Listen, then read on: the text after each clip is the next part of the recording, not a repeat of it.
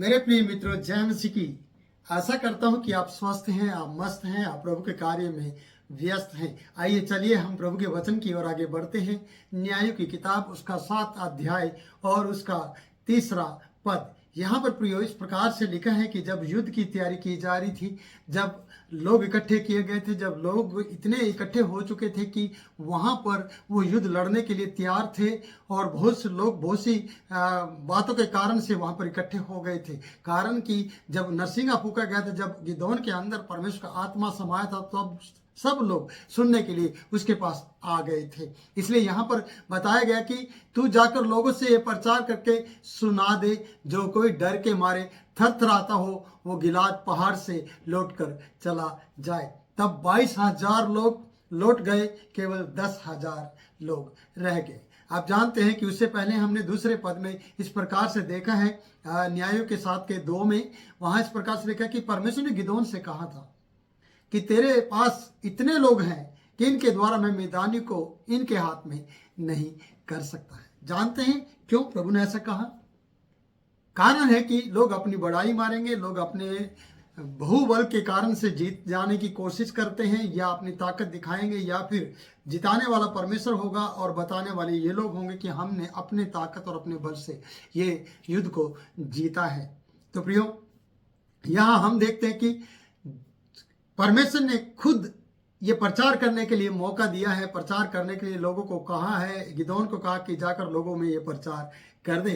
क्या प्रचार था? आज का अगर प्रचार इस प्रकार से सुना जाए तो लोग डर जाएंगे, क्योंकि युद्ध में जाने के लिए कोई भी आपके साथ तैयार नहीं होगा। और यहाँ युद्ध में जाने के लिए 22,000 लोग तैयार थे, लेकिन क्या सचमुच में वो तैयार थे? क्योंकि यहाँ पर जब प्रचार किया गया कि अगर जो डरता हो, थरथराता हो, युद्ध के कारण से जिनके घुटने थरथराते हो, वो लौट कर वापस चला जाए। जो डर के मारे थरथराते हो, जो डर के मारे थरथराता हो, क्या वो युद्ध में सचमुच में जाने के लिए तैयार था? मैं समझता हूं कि नहीं। वो हो सकता है दबाव में हो सकता है कि अगर हम युद्ध में गिदोन के साथ नहीं गए तो हो सकता है गिदोन कल को राजा होगा और गिदोन बाद में हमें सजा देगा। अगर हम नहीं गए युद्ध में तो हो सकता है कि वो बाद में हमें सजा दे। हो सकता है कि ये अपनी मर्जी से नहीं, ये दबाव के कारण से गिदोन का साथ देने के लिए तैयार थे। हो सकता है कि शायद हम अगर युद्ध में नहीं गए, दूसरा कारण कि जो लूट ली जाएगी उसमें से हमें हिस्सा ना मिले, ये कारण भी हो सकता है। पर परमेश्वर ने अपनी ताकत दिखाने के लिए लोगों के ऊपर भरोसा नहीं किया। गिदोन को ये दिखाना चाहते कि जाकर ऐसा ही प्रचार कर कि जो युद्ध में डर के मारे थरथराते हों वो गिलाद पहाड़ से लौट कर चले जाए। मेरे प्रियो, कितने ही लोग हैं जो आज युद्ध का जब नरसिंगा फूका जाता है, कितने ही लोग हैं जो लौट कर चले जाते हैं। याद रहे, आपका और मेरा युद्ध है शैतान के साथ, अंधकार की शक्तियों के साथ। और कितने लोग हैं जो अपने ही सिर दर्द के कारण, टांग दर्द के कारण, कमर दर्द के कारण, अपने बुखार के कारण, अपने ही लालच के कारण और अपने ही मतलब के कारण से इस युद्ध से वापस लौट कर चले गए हैं। जानते क्यों? धन दौलत के चक्कर में और दुनिया के धोखे के कारण से उन्होंने परमेश्वर को धोखा दिया और लौट कर चले गए। यहाँ पर कहते हैं कि जितने भी थरथराते हो, जितने भी डरते हो, वो लौट कर चले जाए। क्योंकि गिदोन की ताकत ये लोग नहीं है, गिदोन की ताकत परमेश्वर है। और परमेश्वर इतनी बड़ी भीड़ के साथ गिदोन को जीत नहीं दिलाना चाहता है। तो क्या करना चाहता है परमेश्वर? ने उन लोगों की छटनी की और 22,000 लोग जो दबाव कह सकते हैं या लालच में कह सकते हैं या फिर बाद में सजा ना मिले, इस कारण से वो लोग युद्ध में भीड़ बढ़ा रहे थे, लेकिन वो युद्ध करना नहीं चाह रहे थे। क्योंकि डरने वाला व्यक्ति कभी भी युद्ध नहीं कर सकता है। अगर आपके जीवन में भी इस प्रकार का कोई डर है और आप युद्ध के लिए तैयार हैं और अपने पासवान के लिए साथ खड़े होकर जाने के लिए आगे बढ़ना चाहते हैं, पर याद रखना, अगर आप डर रहे हैं तो कभी भी आप युद्ध नहीं कर पाएंगे और परमेश्वर आपके द्वारा वो काम नहीं करेगा। और उस पासवान को भी या उस सेवक को भी कहेगा कि इन्हें घर वापस भेज दे। इनसे एक बार पूछ ले, क्या तुम्हें डर तो नहीं लग रहा है? अगर तुम डरपोक हैं या डर रहे हैं तो वापस घर लौट जाओ, क्योंकि आपको ताकत और बल देने वाला परमेश्वर आपके साथ है।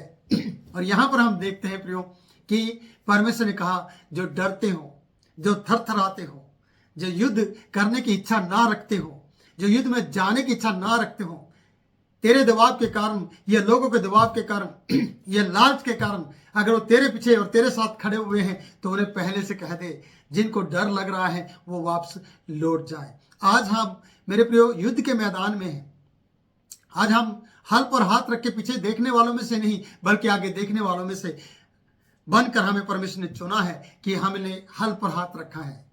तो याद रखिएगा, आज पीछे जाने के लिए नहीं परमेश्वर ने आपको बुलाया, आगे बढ़ने के लिए आगे बुलाया है। पर अगर आपके जीवन में डर है जिंदगी में कि मेरे और मेरे बच्चों का भविष्य में क्या होगा, अगर मैंने मसीह को ग्रहण कर लिया तो उनकी शादी कैसे होगी, उनका हमारे मरने पर हमें कब्रिस्तान मिलेगा या नहीं मिलेगा, हमारा राशन पानी बंद कर दिया जाएगा, ये बहुत सी बातें आपकी जिंदगी में होंगी। उन बातों की चिंता में अगर है तो आप डर रहे हैं। अगर आपके पास अच्छा रोजगार नहीं और बोला कि मसीह में आने के कारण अगर मेरा रोजगार छिन गया, तो अगर ये डर आपके अंदर है तो आप इस युद्ध में जाने के लायक नहीं है। तो परमेश्वर आपसे कह रहा है, आप घर लौट जाओ, आप ये लड़ाई नहीं लड़ सकते। डरपोक लोगों के लिए युद्ध नहीं है।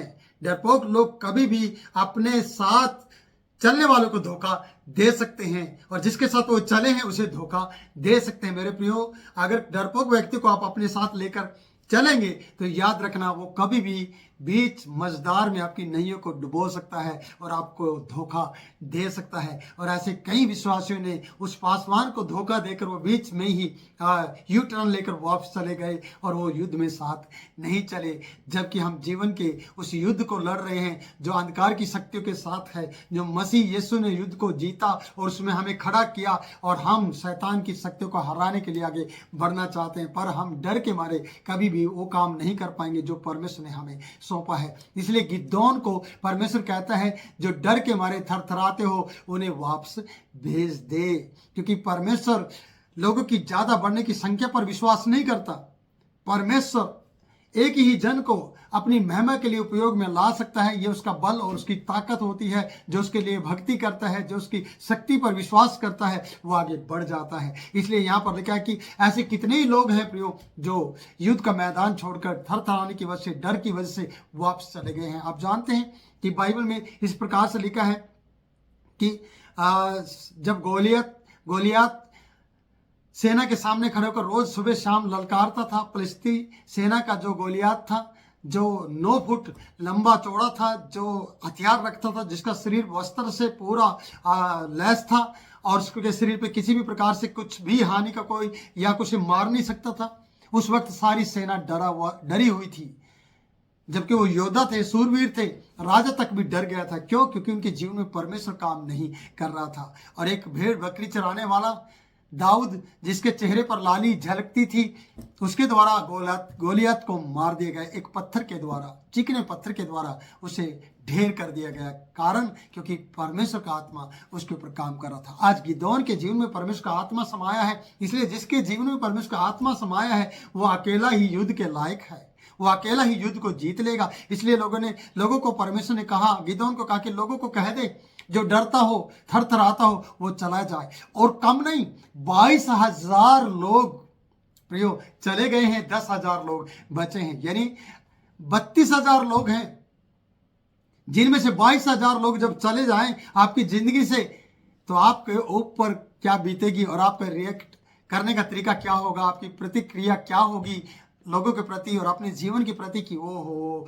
22,000 लोग मेरी जिंदगी से चले गए, अब मैं अकेला पड़ गया, अब मैं क्या करूं। मैं आपको बताना चाहता हूं, पहले शमूएल और उसका 13 अध्याय और उसका 18 पद में लिखा है, जब शमूएल अपने समय ठहराए हुए समय के अनुसार नहीं आया, जब वो युद्ध की तैयारी कर रहे थे, लड़ रहे थे, और वहां पर साउल अकेला पड़ गया। और वहां लिखा है कि साउल के पास से लोग इधर उधर होने लगे, साउल को छोड़कर लोग जाने लगे, और साउल ने वो काम किया जो शमूएल को करना था, भेंट चढ़ाने का, परमेश्वर को मनाने का। और साउल जो करना नहीं चाहता उसने उस काम को कर दिया और परमेश्वर का क्रोध उस पर भड़क गया, उसके हाथ से राज्य चले गया, क्योंकि उसके अंदर एक डर था कि लोग मेरे पास से इधर उधर जा रहे हैं। जब लोग आपकी जिंदगी से जाना शुरू करेंगे तो डर आपके अंदर आएगा और आप ऐसा कदम उठा लोगे जो आपको उठाना नहीं चाहिए, क्योंकि आपने अब तक लोगों के ऊपर भरोसा किया है और लोगों के ऊपर भरोसा करने के कारण से प्रियो आपके हाथ से वो सीट चली गई है। साउल राजा के हाथ से वो पद चला गया था, परमेश्वर ने उसे अयोग्य जाना।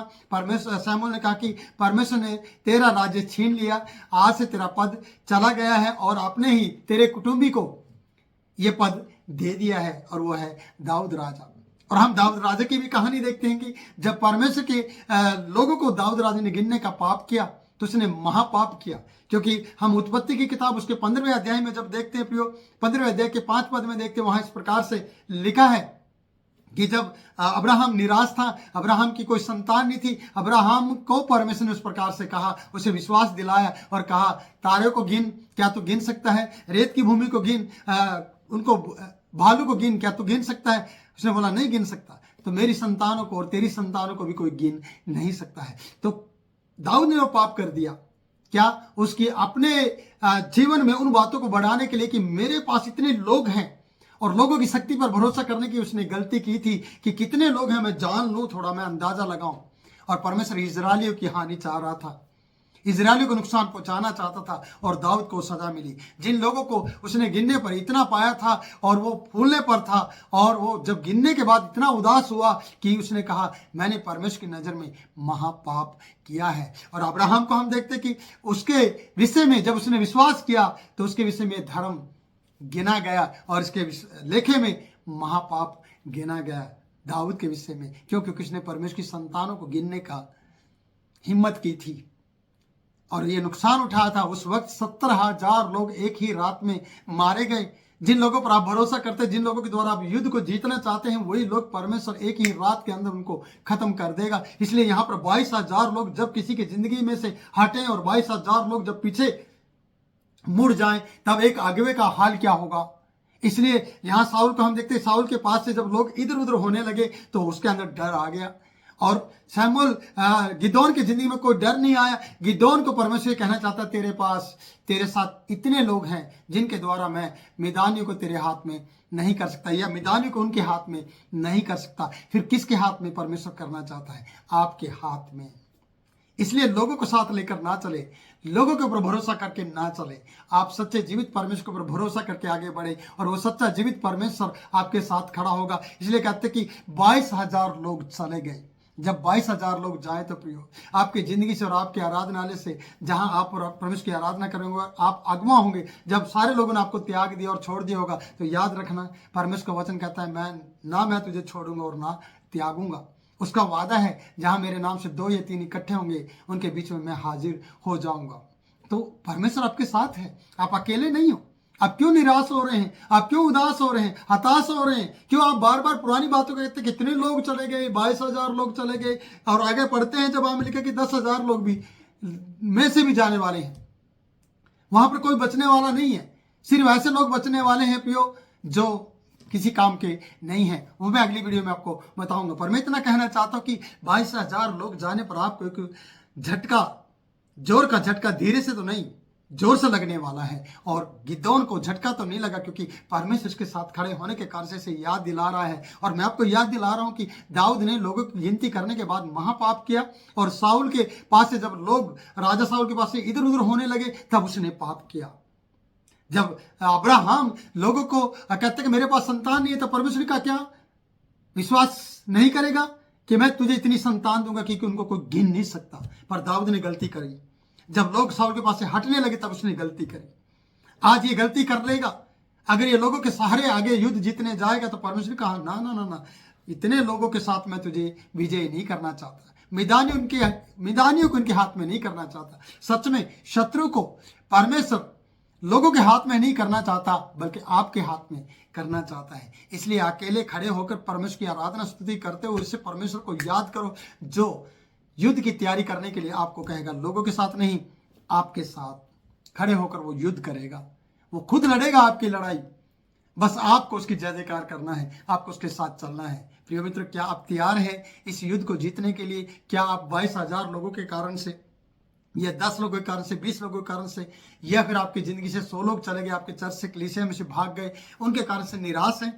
ना ना ना, निराश मत होइए, बल्कि ढांढस बांधिए, हिम्मत रखिए इस वचन को देखते हुए। औरों को भी ये वीडियो भेज दीजिए, कहिए कि आप अकेले नहीं हो, परमेश्वर आपके साथ है। परमेश्वर आपको लोगों के साथ विजयी नहीं करना चाहता, परमेश्वर आपके साथ खड़े होकर आपको विजयी बनाना चाहता है। इसलिए 22,000 लोगों के जाने पर आप खुशी मनाएं क्योंकि वो डरते थे और थरथराते थे। डरपोक लोगों के साथ आप कभी भी लीडर नहीं हो सकते। डरने वालों लोगों के साथ कभी भी आप युद्ध नहीं जीत सकते। इसलिए परमेश्वर पहले से जानता है कि इतने बड़े झुंड के अंदर 32,000 लोगों के अंदर 32,000 लोगों के बीच में जब मैं देखता हूं कि सिर्फ गिदोन एक विश्वास योग्य व्यक्ति है, बाकी सब लोग थरथराते और डरने वाले हैं, तो उसमें से छानबीन करने पर 22,000 लोग डरने वाले निकले, डरपोक लोग निकले।